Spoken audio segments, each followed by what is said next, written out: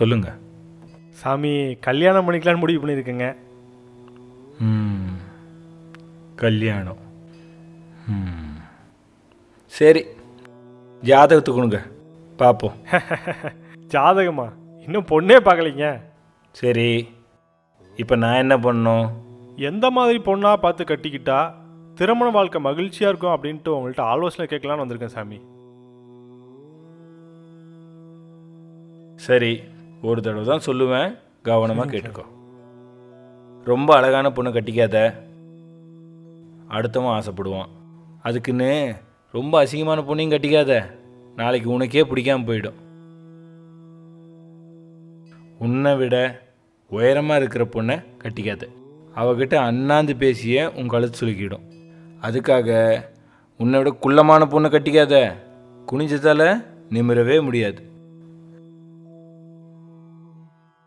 குண்டான பொண்ணை கட்டிக்காத, அவத்தீனிக்கு உன் வருமானம் பத்தாது.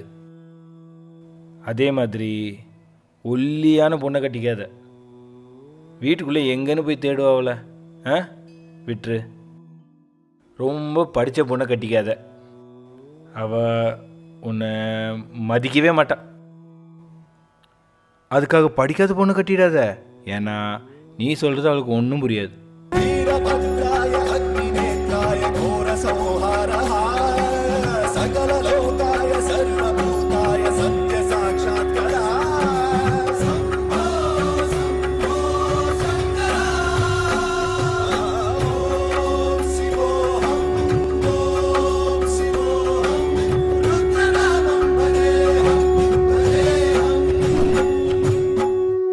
இந்த மாதிரிலாம் இல்லாத ஒரு பொண்ணை பார்த்து கட்டிட்டீங்கன்னா வாழ்க்கை நல்லா இருக்கும். என்னது தலை தொங்கிடுச்சு? தம்பி தம்பி, சொன்னது புரிஞ்சிச்சா? புரிஞ்சுச்சு சாமி, நல்லா புரிஞ்சுச்சு.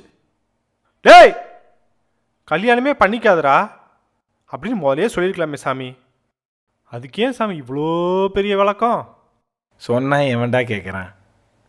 மண்ணு மேலே ஆசைப்பட்ட பல்வாள் தேவனும் செத்து போயிட்டான், பொண்ணு மேலே ஆசைப்பட்ட பாகுபலியும் செத்து போயிட்டான். எது மேலேயும் ஆசைப்படாத கட்டப்பா தான் கடைசி வரைக்கும் இருந்தான். கெட்டப்பா வாழ்கிறத விட கட்டப்பாவாக வாழ்ந்துட்டு போயிடலாம். நல்ல யோசனை சாமி, நல்ல யோசனை. நன்றி சாமி, நன்றி. பிரபல சாமியார் ரவிபாபா ஆசிரமத்தில் வருமான வரித்துறை சோதனை. கட்டுக்கட்டாக பணம், கிலோ கணக்கில் தங்கம் பறிமுதல். கவர்ச்சி நடிகையுடன் தலைமறைவான சாமியாரை தேடுகிறது போலீஸ்.